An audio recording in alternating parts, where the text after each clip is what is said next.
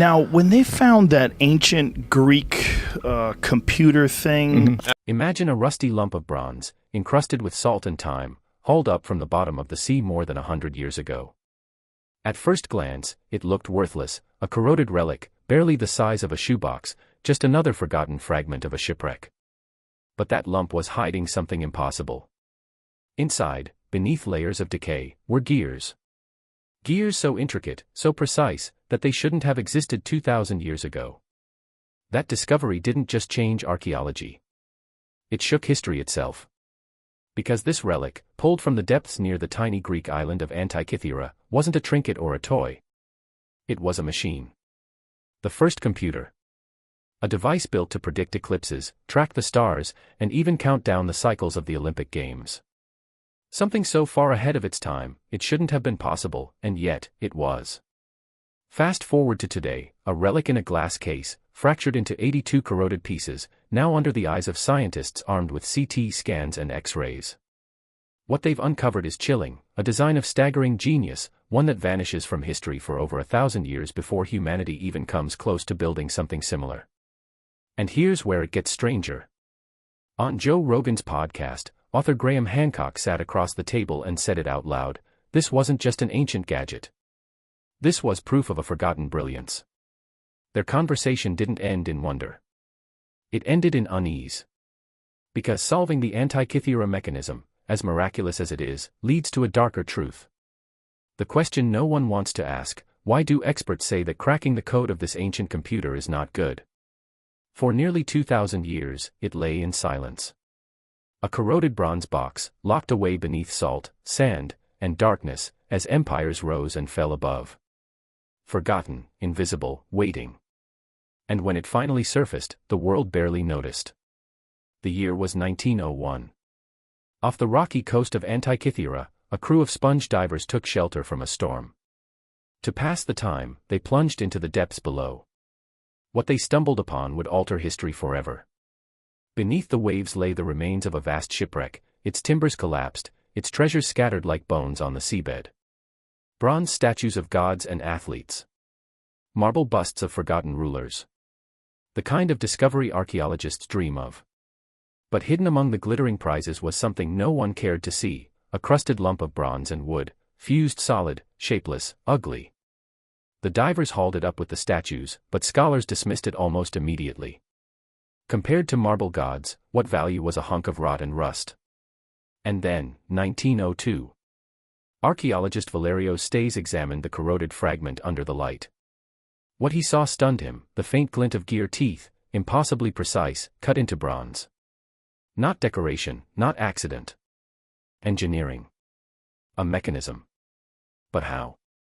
This wreck was dated to around 100 BC, a century before Julius Caesar, nearly 1,500 years before the first mechanical clocks of medieval Europe. If the gears were real, it would mean ancient Greek craftsmen possessed technology no one believed possible. Complex, precise, systematic. It would rewrite the timeline of invention, shatter the assumption that progress marched in a straight, predictable line. And yet, for decades, the lump was ignored, ridiculed, even hidden away. Too strange. Too disruptive. Easier to celebrate the statues and leave the rust in storage. But the bronze shoebox wasn't finished speaking. Piece by piece, decade by decade, the mechanism would reveal itself, not as a curiosity, but as a haunting artifact that threatened to unravel everything we thought we knew about history. So how did this forgotten lump of bronze, once dismissed as junk, become the most haunting object in archaeology? The greatest enemy of truth is not always conspiracy, it is dismissal. For the Antikythera mechanism, its first real antagonist was ignorance, dressed in the robes of authority. When the corroded fragments were first examined in the early 20th century, the scholars of the day reached for the safest labels they knew. Some called it an astrolabe, a sailor's tool for navigation. Others dismissed it as nothing more than a teaching aid, a trinket to amuse a wealthy Roman household. A toy. Nothing more. But gears, cut with a precision measured not in millimeters but in fractions of a millimeter. That did not fit the story of human progress everyone had agreed upon. And so, the story bent around the mechanism instead. It was easier to invent a false rule than to admit the artifact was rewriting the laws of history. Decades passed, and the so-called inspection of the mechanism turned into an ambush of misinterpretation. Every time someone proposed a radical explanation, the establishment found ways to reduce it, to fragment the truth into smaller, safer pieces. The machine itself had already been broken into 82 corroded fragments by the sea, now its meaning was fractured by human hands. Those who dared to suggest it might be something more, something revolutionary, were met not with curiosity, but with ridicule. Serious academics laughed them out of conferences. Journals refused to publish their theories. To call the Antikythera mechanism anything close to a computer was professional suicide. And so, the artifact languished in obscurity, locked in storage, catalogued as an oddity. The fragments sat in silence, gathering dust while history's gatekeepers kept their grip on the narrative. And yet, the gears still whispered their secret. X-rays in the 1950s and later CT scans in the 1970s began to pull back the curtain. What emerged wasn't a toy, or a trinket, or even a glorified astrolabe. It was a machine of staggering complexity, a device capable of predicting eclipses, charting planetary positions, tracking lunar phases with uncanny accuracy. The world's first known computer. And with that revelation came a far more unsettling question. If this machine really worked, if ancient Greek engineers had mastered precision gearing, mathematics, and astronomical modeling more than 2,000 years ago, then what else had they built? What other technologies had existed in lost workshops, vanished libraries, and forgotten temples? What brilliance had been erased by conquest, fire, and time? The Antikythera mechanism was no longer just a mystery. It was a crack in the foundation of history itself. A reminder that progress is not a straight line, and that perhaps, somewhere in the rubble of lost civilizations, the ancients had already achieved, and then lost, wonders we can scarcely imagine. For half a century, the Antikythera mechanism remained a riddle buried not in the seabed, but in skepticism. Yet in the mid-20th century, new allies began to appear, scientists willing to fight against indifference and piece together the story hidden inside the corroded bronze shoebox. The work began like a meticulous documentation montage. Photographs were taken from every angle. Sketches tried to reconstruct the ghostly outlines of gears. Hypotheses, some wild, some cautious, filled journals and notebooks. Bit by bit, scientists were daring to look closer, daring to believe this ancient machine might be far more than a curiosity. The first true champion was a physicist named Derek de Solla Price. In the 1950s, Price examined the fragments and boldly suggested what others feared to say: this was not a toy or a trinket, it was a form of computer. An analog device capable of calculation centuries beyond its supposed time. He faced pushback, of course, mockery, rolled eyes, rejection letters. But he planted a seed. Decades later, new allies took up the fight. Michael Wright, curator at the Science Museum in London, spent years painstakingly building reconstructions, gear by gear, tooth by tooth. And in the early 2000s, the Antikythera Mechanism Research Project united an international team, astronomers, mathematicians, engineers, armed not just with curiosity, but with tools their predecessors could only dream of. Forensic science met ancient mystery. X-rays sliced through the corroded bronze, exposing hidden gears. CT scans mapped the interior in microscopic detail. Polynomial texture mapping revealed faint inscriptions invisible to the naked eye, lines of Greek text etched by hands long vanished. Slowly, the mechanism gave up its secrets: 30 interlocking gears, calibrated with staggering precision, capable of tracking eclipses, lunar cycles, even predicting the uneven orbit of the moon with a sophistication rivaling 17th-century astronomy. It was as if history itself had been caught embezzling. Knowledge, stolen by time, hidden in the vault of a shipwreck, was now being audited by modern science. What had been lost for millennia was resurfacing, ledger by ledger, calculation by calculation. And then came the confrontation. No longer could journals or conferences laugh the idea away. The evidence was undeniable. Peer-reviewed papers admitted the truth: the Antikythera mechanism was an analog computer, centuries ahead of anything comparable. The words felt almost dangerous to print, like a confession. For the first time, the establishment bent under the weight of proof. The whispers of a few brave voices became consensus. The machine was real. The ancients had built it. And the implications were staggering. But with every revelation came a deeper question: if such brilliance existed 2,000 years ago, why had it vanished? What catastrophe, what collapse, had erased the knowledge to build such a marvel, and left us believing progress was linear? The investigation had answered one riddle, only to uncover another. And the countdown toward an even greater twist had already begun. Just when the investigation seemed unstoppable, the backlash came. A fabricated evidence campaign emerged, not from the past, but from the present. Critics dismissed the reconstructions as fantasies, claiming overeager scientists were reading gears where none existed, building castles of speculation on fragments of rust. Some accused the researchers of romanticizing the Greeks, of trying to rewrite history with smoke and mirrors. It was sabotage of a different kind, not physical, but intellectual. A battle fought in lecture halls, journals, and conferences. Mainstream historians feared what this device implied. For centuries, Western thought had thrived on the notion of steady, linear progress, that civilization climbed step by step, from primitive stone tools to modern machines. If the Antikythera mechanism was real, that narrative collapsed. Suddenly, the ancients weren't crude precursors, they were rival engineers. That idea threatened reputations, careers, even the very timeline of human achievement. But the skeptics underestimated one thing: evidence doesn't lie. And here, the private investigator wasn't a detective in a trench coat, it was digital forensics. CT scans, sharper than any human eye, peeled away corrosion to reveal faint inscriptions hidden for millennia. Words in ancient Greek, etched on the mechanism's plates, spoke of planetary cycles, lunar phases, even celestial events. Piece by piece, the doubts crumbled. The so-called fantasy gears lined up perfectly with astronomical cycles.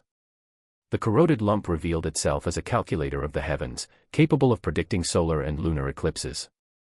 Even more shocking, dials reconstructed from the fragments hinted at another function: counting down to the Olympic Games. This wasn't just a clock or a calendar, it was a navigational system for civilization itself, like a lost Greek GPS for time, space, and destiny. The revelation hit like a thunderclap. The skeptics had claimed the reconstructions were wild imagination, yet here the inscriptions themselves, cold, carved letters, confirmed the machine's purpose. Predictions of eclipses. Alignments of planets. Olympiads marked like appointments on a cosmic calendar. For a moment, the world of history tilted on its axis.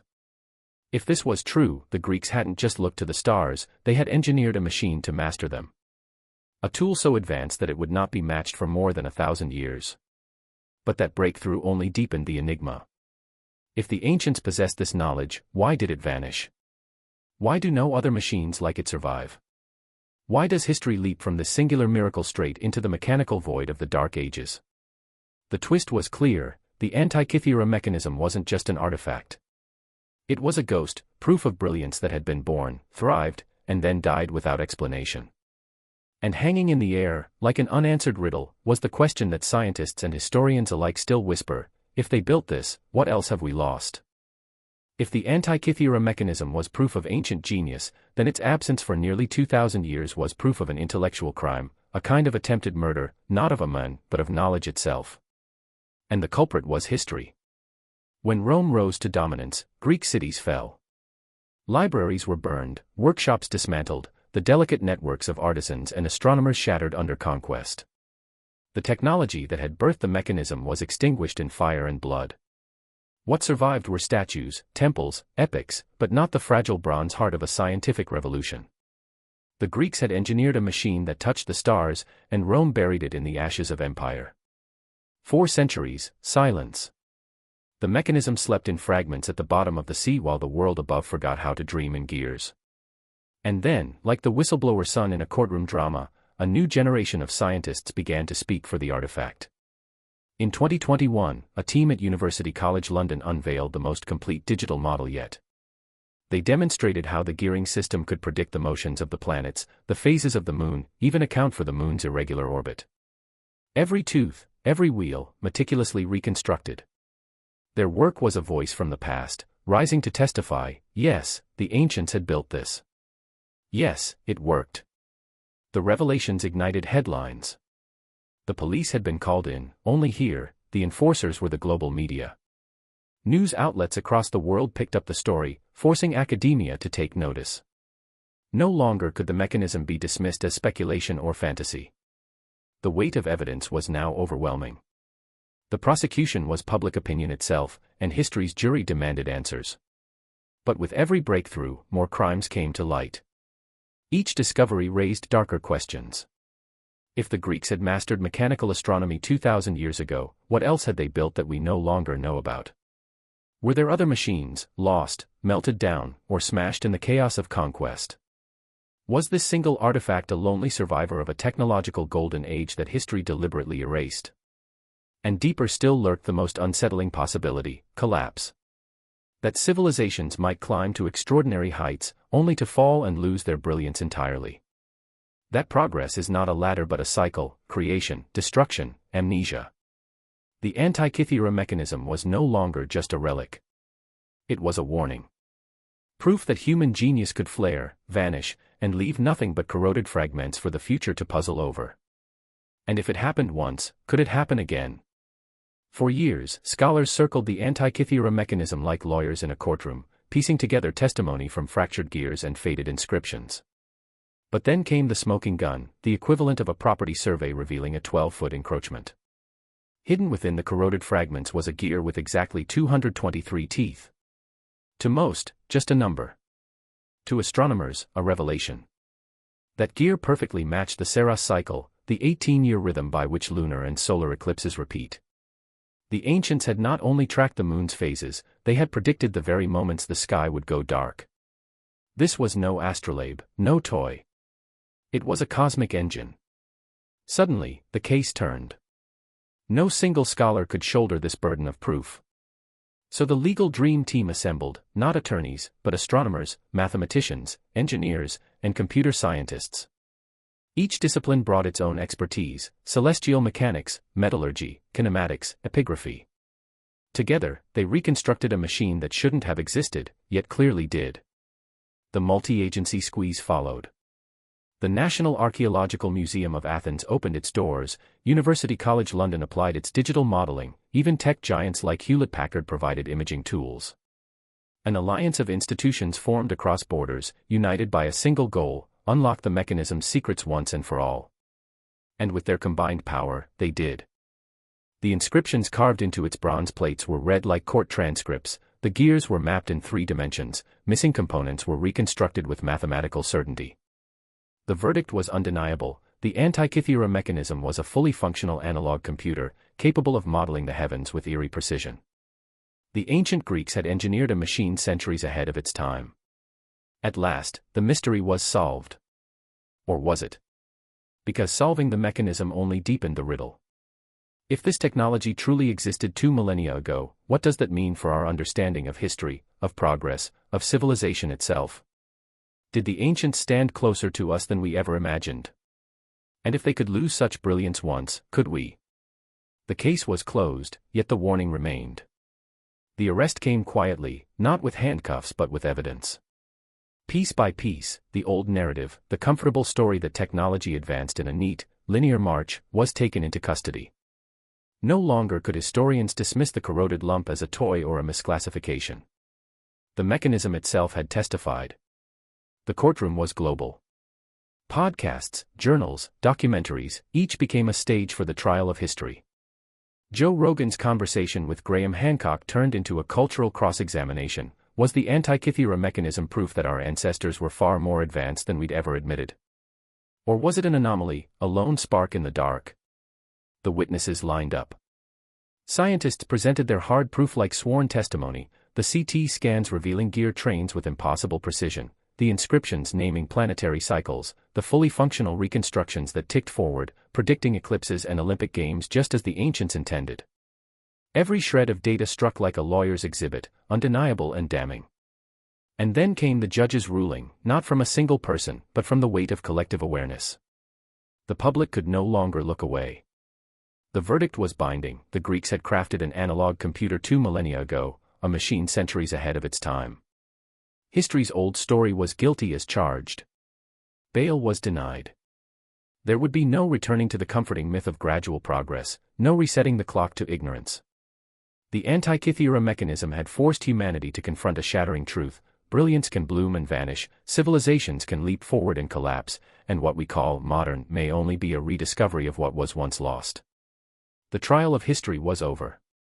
The conviction stood. And yet, as the echoes of the gavel faded, one question remained, heavy as the gears themselves: if such a machine could exist in the ancient world, what else, still buried, still hidden, waits to put us all back on trial again? The sentence has been passed, not in chains, but in recognition. After more than a century of doubt, dismissal, and debate, the Antikythera mechanism now stands acknowledged for what it is, a marvel of precision engineering that defies everything we thought we knew about the ancient world. The Greeks were not dabbling with toys or curiosities. They were bending bronze into mathematics, carving the cosmos into gears, and capturing the movements of the heavens with a sophistication we still struggle to comprehend. Restitution comes in the form of awe. The fragments, once overlooked as corroded scrap, now sit at the heart of the National Archaeological Museum in Athens. Crowds gather, not to marvel at the statues of gods or emperors, but at the shattered shoebox of bronze and wood that